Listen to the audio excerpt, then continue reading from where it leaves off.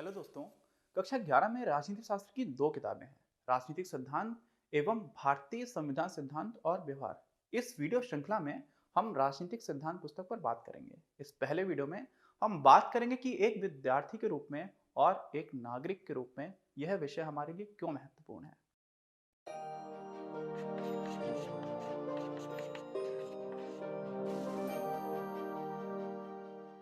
Europe में एक देश है ग्रीस। वही ग्रीस जहां से सिकंदर था।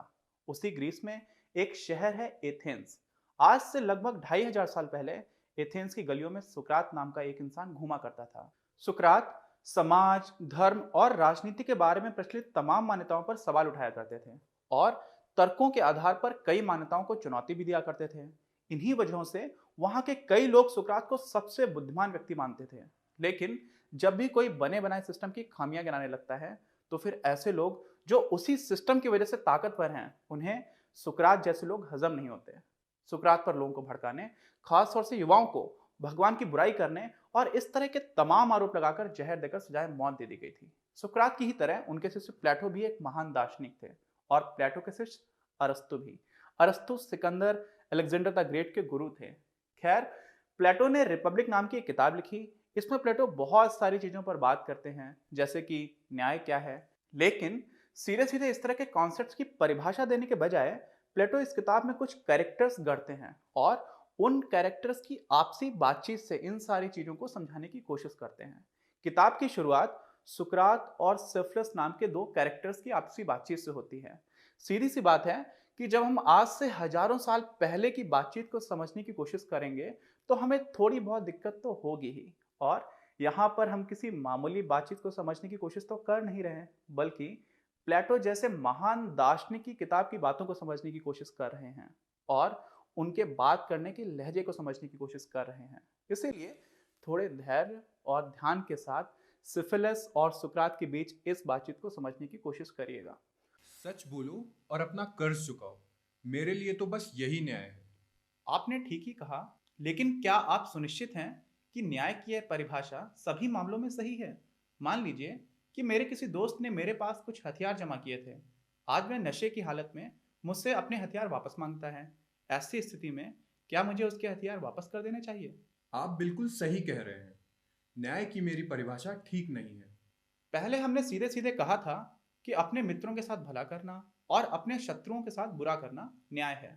इसकी जगह हमें कहना चाहिए कि जब मित्र अच्छे हों तब उनके साथ अच्छा करना और जब शत्रु बुरे हों तब उनके साथ बुरा करना न्याय है। हाँ, यह परिभाषा ठीक है। लेकिन क्या किसी को भी चोट पहुंचाना न्यायपूर्ण हो सकता है? निश्चित रूप से उन लोगों को नुकसान पहुंचाना चाहिए जो बुराई कर रहे हैं। ठीक है। अच्छा, ये बताइए कि जब घोड़े घायल होते हैं तो उनकी स्थिति पहले से बेहतर होती है या बुरी होती है? यह भी कोई पूछने की बात है? निश्चित रूप से बुरी ही होती है। और जब कोई मनुष्य घायल होगा तब उसमें मानवता कम हो जाएगी? निस्संदेह। और अपने आसपास की दुनिया को बेहतर बनाने की कोशिश करना, यानी कि मानवता, न्यायपूर्ण है? निश्चित रूप से। इसका मतलब आप जिन लोगों को नुकसान पहुंचाते हैं वे अन्यायपूर्ण हो जाते हैं, क्योंकि अब वे अपने कर्तव्यों का पालन ठीक से नहीं कर सकते। हाँ, यह सही तो लगता है। लेकिन क्या कुछ अच्छा करने से कुछ बुरा भी हो सकता है? यदि आप कुछ अच्छा कर रहे हैं तो नहीं, आप इसके बुरे परिणाम की उम्मीद नहीं करेंगे। और किसी के द्वारा नुकसान या अन्याय करना एक बुरा परिणाम है, हाँ, और किसी के द्वारा न्याय करना आमतौर पर अच्छा है। निश्चित रूप से।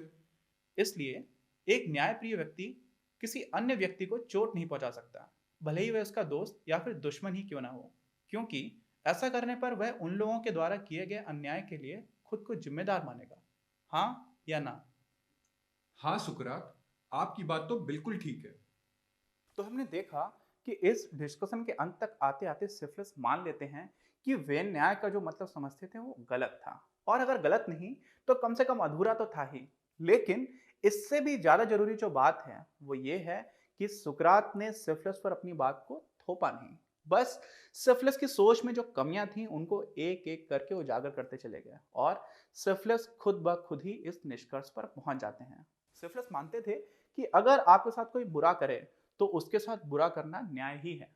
लेकिन सुकरात सिफिलिस की इस राय से असहमत थे कि किसी व्यक्ति का मूल्य उसके नैतिक चरित्र और सद्गुण से निर्धारित होता है। सुकरात ने 3 चरणों में अपनी बात को तर्कों के माध्यम से समझाया।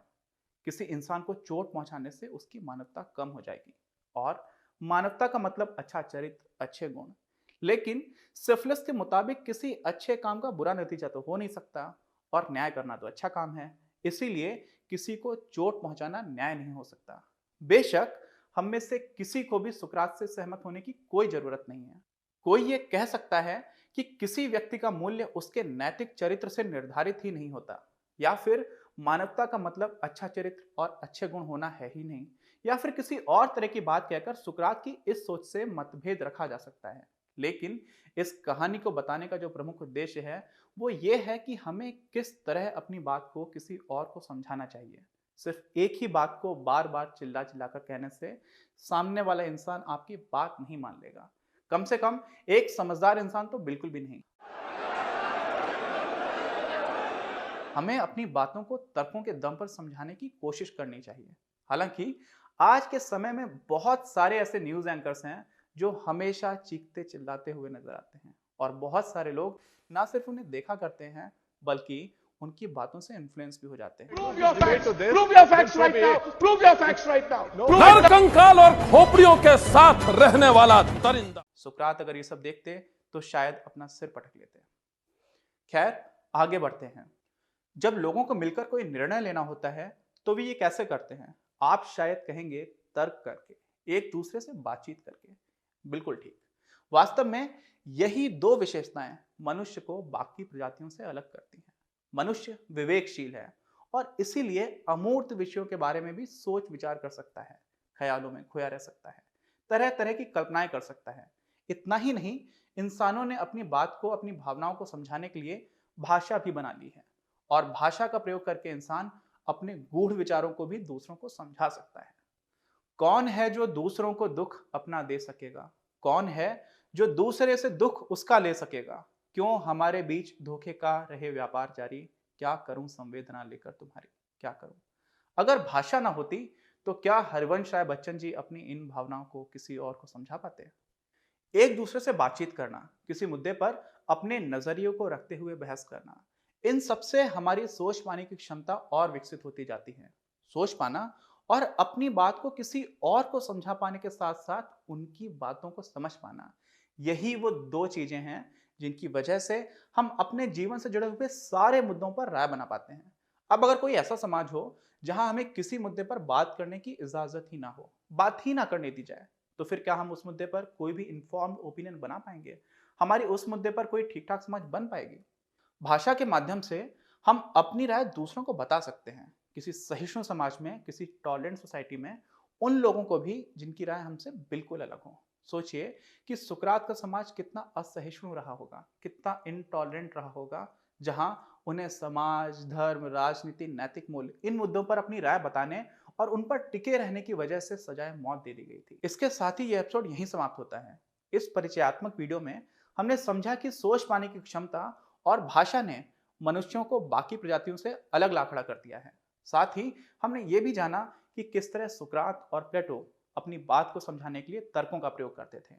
शायद ही कोई ऐसा दूसरा विषय है जिससे हम अपने रोजमर्रा की जिंदगी को सीधे तौर पर इतना अधिक जुड़ा हुआ पाएंगे। मैं आशा करता हूं कि राजनीति शास्त्र को पढ़ने समझने की इस यात्रा में अगले पड़ाव पर भी आप हमारे साथ होंगे। मेरा वादा है कि इस दिलचस्प यात्रा में बहुत सारे ऐसे डिस्कशंस होंगे जो आपका अपने आसपास की दुनिया देखने का नजरिया बदल देंगे। नमस्कार।